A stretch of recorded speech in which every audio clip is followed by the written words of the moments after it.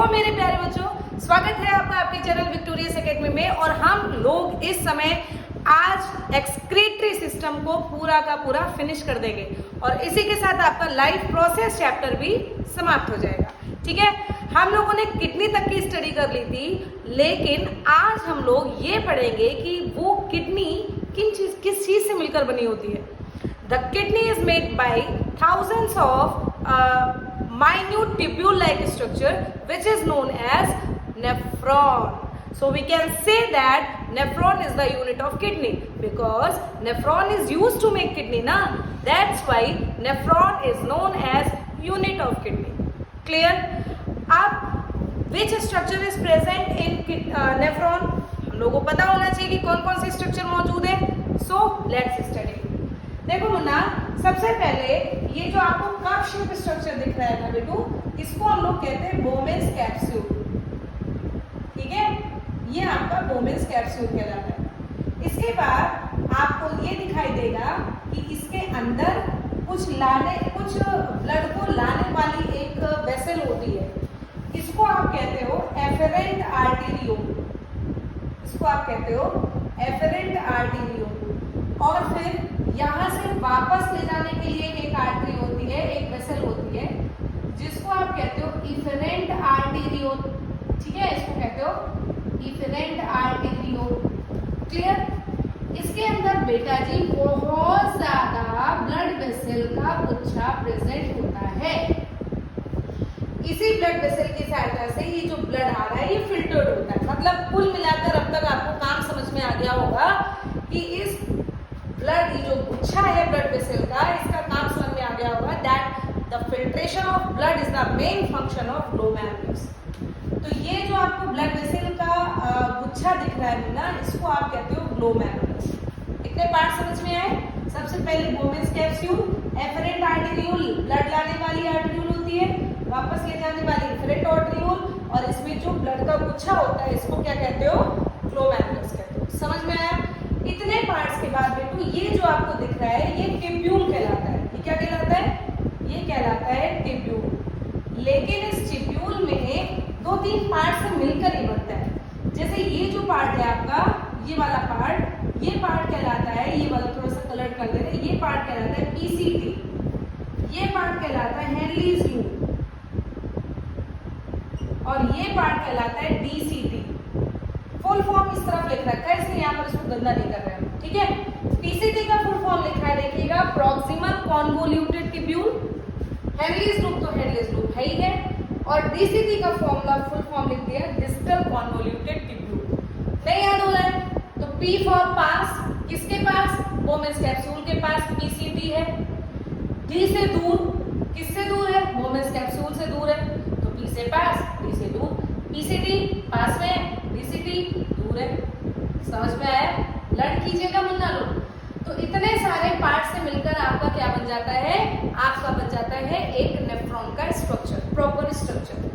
ये जो लंबा सा दिख रहा है मुन्ना, इसको कलेक्टिंग डक्ट कहते हैं। कलेक्टिंग डक्ट, ठीक है, इसको हम लोग कहेंगे कलेक्टिंग डक्ट। अब यहां तक तो यूरिन बन जाएगी, अब यूरिन को कलेक्ट करने का काम करेगा कलेक्टिंग डक्ट। इसके बाद याद करो, किडनी ने यूरिन बनाने के बाद कहाँ भेजा था? जल्दी से रिमाइंड करके बताओ, यूरेटर में ना। तो यानी कि किडनी में यूरिन कहाँ बनेगा? यस, नेफ्रॉन में बनेगा। और नेफ्रॉन से कलेक्टिंग डक्ट के बाद जो स्ट्रक्चर जुड़ा होता है वो यूरेटर जुड़ा होता है, क्योंकि किडनी के बाद तो यूरेटर ही आपको मिलता है। तो किडनी में इसमें बन गया आपका यूरिन, बन गया। यूरेटर से कलेक्टिंग डक्ट के माध्यम से यूरिन को कहाँ भेज दिया गया? यूरेटर में। यूरेटर से कहाँ जाएगा? यूरिनरी ब्लैडर में। यूरिनरी ब्लैडर से कहाँ जाएगा? बताइए? यूरेथ्रा में, और यूरेथ्रा से हो जाएगा बाहर। हो गया आपका एक्सप्रेशन। क्लियर है? तो इस तरीके से हम लोगों को स्ट्रक्चर ऑफ नेफ्रॉन काफी कुछ समझ में आ गया होगा। तो बेटू अब थ्योरी पढ़ते हैं that each kidney is made by thousands of tiny tubules called nephron. Nephron बहुत सारे स्ट्रक्चर से मिलकर बनता है। पहला स्ट्रक्चर हुआ बेटू बोमेन्स कैप्सूल। पहला स्ट्रक्चर क्या हुआ? Bowman's capsule. ये कप शेप स्ट्रक्चर है, एकदम कप शेप का आपको ये स्ट्रक्चर दिख रहा है, और ये नेफ्रॉन के अपर एंड पर मौजूद रहता है। क्लियर? सेकेंड नंबर पर आपको क्या लिखा बेटा जी? ग्लोमेरुलस। ग्लोमेरुलस के लिए बोला गया कि बंडल ऑफ ब्लड कैपिलरीज, जो ये गुच्छा होता है ब्लड कैपिलरीज का, वो बंडल ऑफ कैपिलरीज उसी कप शेप स्ट्रक्चर में घुसा होता है, इसको हम लोग ग्लोमेरुलस कहते हैं। लेकिन उस ग्लोमेरुलस में ब्लड को लाने का काम करती है एफेरेंट आर्टेरियोल, और फिर छलने के बाद जो थोड़ा बहुत ब्लड बचता है उसको वापस ले जाने का काम क्या करते हैं, इफेरेंट आर्टेरियोल। समझ में आया? इसके बाद जो तीसरा मेन स्ट्रक्चर होता है बेटू, वो होता है टिब्यूल। टिब्यूल पार्ट में ये लोअर एंड ऑफ नेफ्रॉन कहलाता है, और उसके अंदर आपको 3 तरीके के स्ट्रक्चर और देखने को मिलते हैं, PCT, Henle's loop and DCT. Clear? याद हो गया ना? पी से पास किसके पास, वोमेन्स कैप्सूल के, डीसीटी, डी से दूर किसके दूर, वोमेन्स कैप्सूल के दूर। Proximal convoluted tubule, Henle's loop as well as distal convoluted tubule is the part of tubule, is the part of tubule. और टिब्यूल किसका स्ट्रक्चर है, नेफ्रॉन में पाया जाने वाला। क्लियर? लास्ट नंबर पे कौन आता है, कलेक्टिंग डक्ट। तो इस तरीके से कलेक्टिंग डक्ट के लिए अगर पॉइंट आप एड ऑन करना चाहोगे तो उसको मैं इस तरफ लिख दे रही हूँ, ध्यानपूर्वक देख लीजिए। It collects the formed urine and send it to the, कहाँ भेजेगा भाई, यूरेटर के पास। इसका पॉइंट इस तरफ है भाई, ध्यानपूर्वक देख लीजिए। तो ये रहे आपके स्ट्रक्चर ऑफ नेफ्रॉन के बारे में। अब हमको पढ़ना है that how urine is form.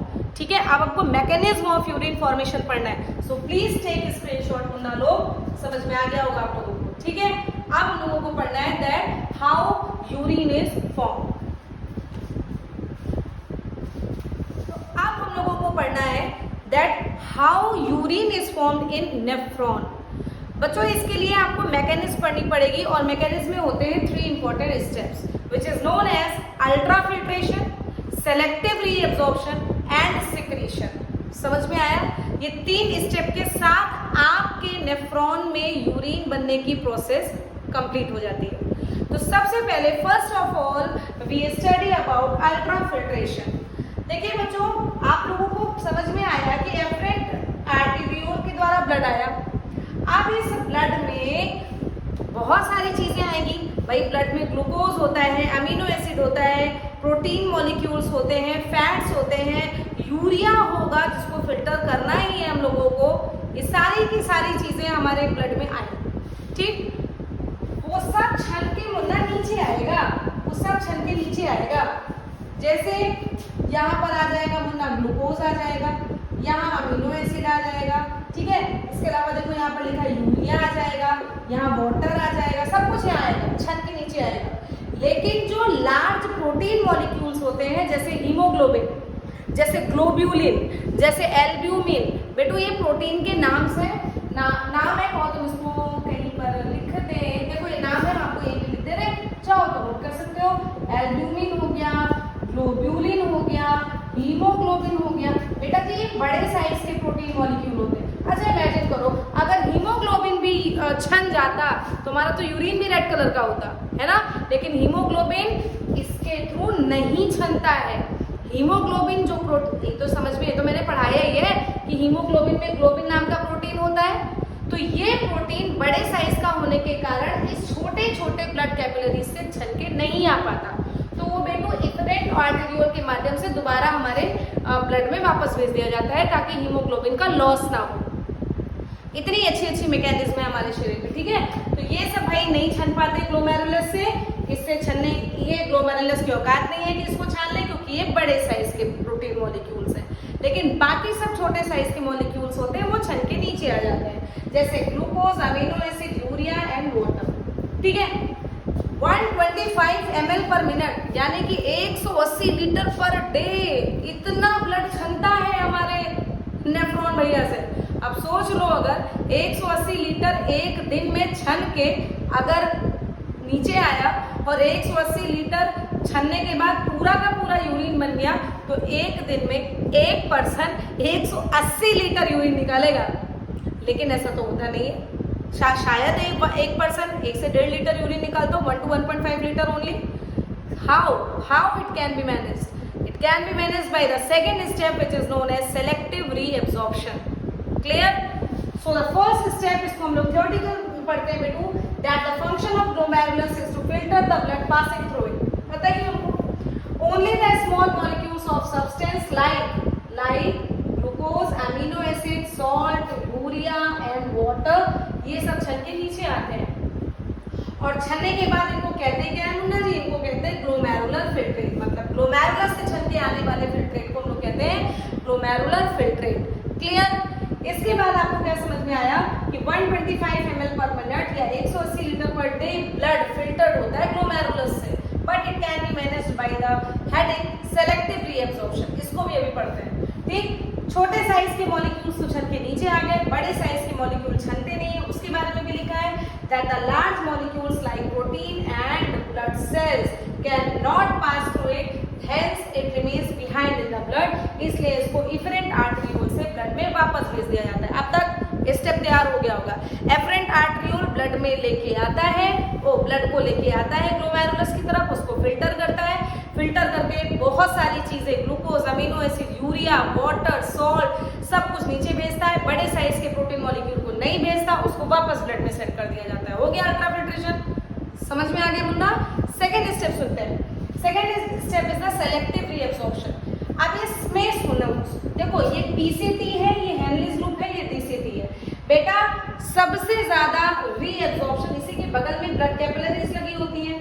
तो ब्लड कैपिलरीज में यहाँ से जो सब भैया लेके आ गया, तो यहाँ पर ऑस्मोसिस प्रोसेस के थ्रू या डिफ्यूजन कह सकते हो, उसके थ्रू यहाँ से यहाँ जो यूजफुल मटेरियल है वो ब्लड में आ जाएंगे। ठीक, अब बचेगा खाली क्या क्या बचेगा? यूरिया थोड़े अमाउंट में, वाटर थोड़े अमाउंट में, सॉल्ट, ये सब इसमें बचे रहेंगे।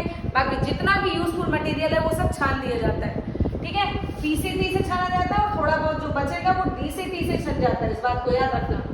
पीसीटी में मैक्सिमम रीअब्जॉर्प्शन होता है। यार कितना अच्छा पॉइंट है, मैक्सिमम रीअब्जॉर्प्शन होता है पीसीटी में। ये पॉइंट्स को बिल्कुल याद कर लो, बोर्ड में पूछा जाए तो उसको लिख सकते हो कि नेफ्रॉन में, टिब्यूल पार्ट में, पीसीटी पार्ट में मैक्सिमम रीअब्जॉर्प्शन देखने को मिलता है। इसके बाद यूरिया हो गया, वाटर हो गया, सॉल्ट हो गया, ये नीचे आएगा। अगर थोड़ा बहुत ये सब इसमें बचा रह गया तो रिमेनिंग डीसीटी पार्ट में रीअब्जॉर्ब हो जाएगा। क्लियर? यस। तो यहाँ पर हम लोगों ने सेलेक्टिव रीअब्जॉर्प्शन में पढ़ना है that the function of tubule is to allow reabsorb the useful material like glucose, amino acid, salt, water into the blood capillaries from glomerular filtrate। जो फिल्ट्रेट आया है उससे सब चीजें एब्जॉर्ब करके दोबारा से ब्लड कैपिलरीज में सेंड कर दी जाएंगी। और ये प्रोसेस कौन सा होता है? ये प्रोसेस होता है बाय डिफ्यूजन या उसको ऑस्मोसिस भी कह सकते हैं। इसके बाद जो वेस्ट मटेरियल है जैसे कि यूरिया हो गया, सॉल्ट हो गया, पानी हो गया, ये सब आपके टिब्यूल पार्ट में पड़े रहते हैं, बने रहते हैं। और क्या बनाते हैं मुन्ना? बन गया भैया आपका यूरिन, बन गया आपका यूरिन। समझ में आया? अच्छा एक छोटी सी बात और समझते हैं, जैसे आप लोग यूरिया और यूरिन में बड़े कंफ्यूज हो जाते हो यार। यूरिन बनता है इसमें, यूरिया नहीं। यूरिया कहाँ बनता है? यूरिया बनता है बेटू जी आपके लीवर में, और उसके लिए एक साइकिल होती है जिसको ऑर्निथीन साइकिल कहते हैं। चलो ये भी एक नई चीज सीख लो, बहुत ज्यादा तो 10th के लेवल पर इसको नहीं बताना चाहिए था। सीख लो कि यूरिया कहाँ बनता है? लीवर में, ऑर्निथीन साइकिल में, और बन के हमारे ब्लड में आ जाता है, हमको नुकसान पहुंचाता रहता है। फिर किडनी कहता है भैया रुको तुमको निकालते हैं। यूरिया से कन्वर्जन किडनी में यानी कि नेफ्रॉन में किसमें होगा? यूरिन में, और यूरिन बाहर निकाल दी जाएगी। समझ में आया?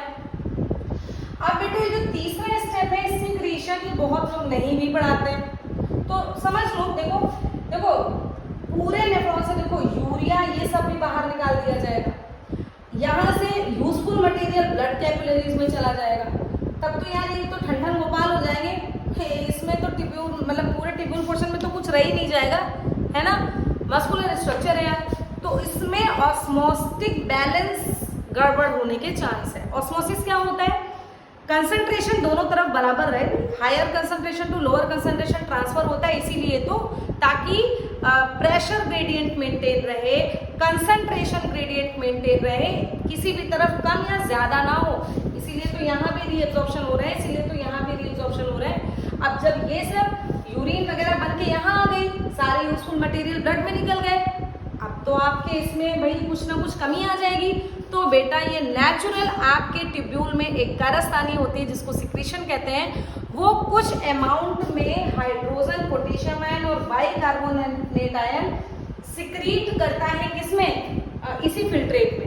ये ऊपर की तरफ से जो आएगा, मतलब जो फिल्ट्रेट आएगा उसमें सिक्रीशन होता है किन्हीं किन्हीं आयंस का, और वो आयंस होते हैं पोटेशियम और पोटेशियम, हाइड्रोजन और बाइकार्बोनेट। काहे के लिए? ऑस्मोटिक बैलेंस को मेंटेन करने के लिए। इसको थोड़ा कलर पेन से कर दें। काहे के लिए? ऑस्मोटिक बैलेंस को मेंटेन करने के लिए। क्लियर हो गई आपकी मैकेनिज्म भी पूरी रहे है। एक बार और रिवाइज करते हैं।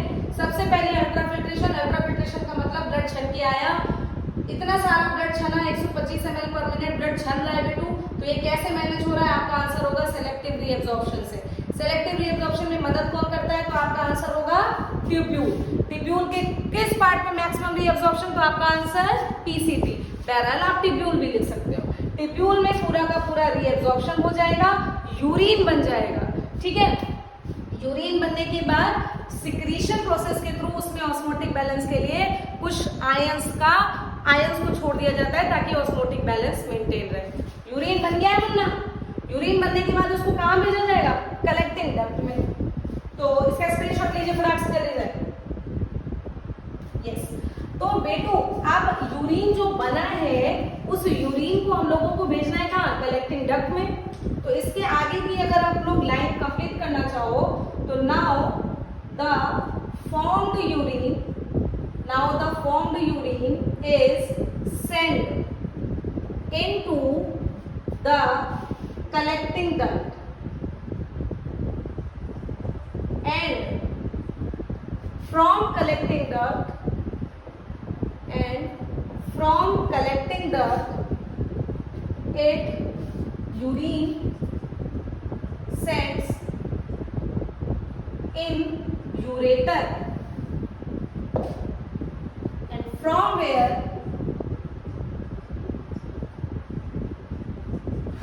urine is excreted out, और यहाँ से आपका जो यूरिन बना है उसको यूरिनरी ब्लैडर और यूरेथ्रा के माध्यम से बाहर निकाल दिया जाता है।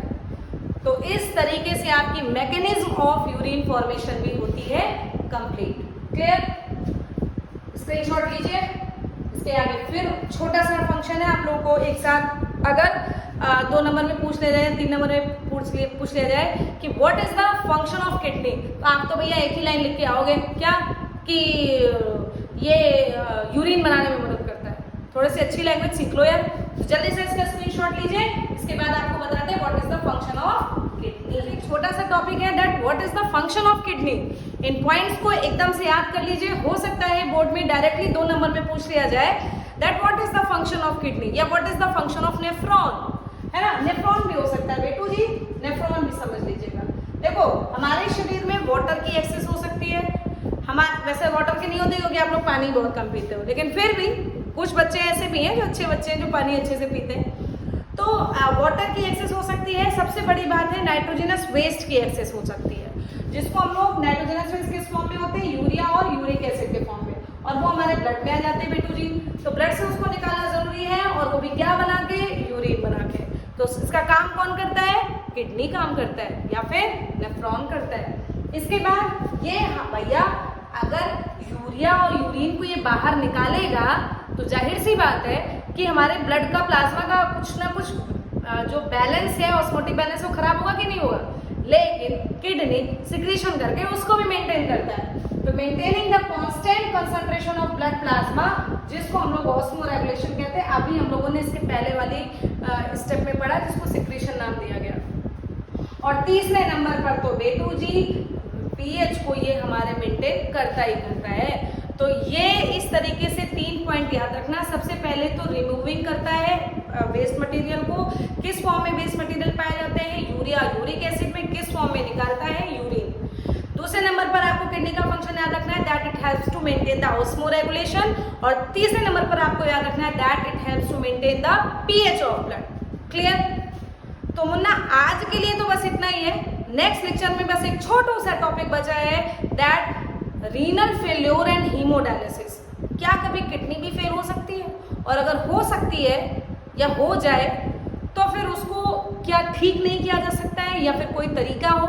तो उसका हाँ वही हीमोडायलिसिस अभी मैंने आपको बोला है कि उसके बदौलत इंसान काफ़ी लंबे समय तक चलते हैं। सबसे बढ़िया तो होता है भाई किडनी ट्रांसप्लांटेशन, लेकिन ये इतना ईजी नहीं है जितने ईजी मैंने बोल दिया, ठीक है। पहली बात तो सक्सेस रेट बहुत कम है, उसके बाद कभी किडनी मिलती नहीं है, कभी ब्लड नहीं मिलते, सबकी मैचिंग नहीं हो पाती और पेशेंट बेचारा धीरे धीरे वीक हो जाता है और एक्सपायर हो जाता है। लेकिन अगर ये सब मैच हो गया तो kidney transplantation is the best decision, समझे।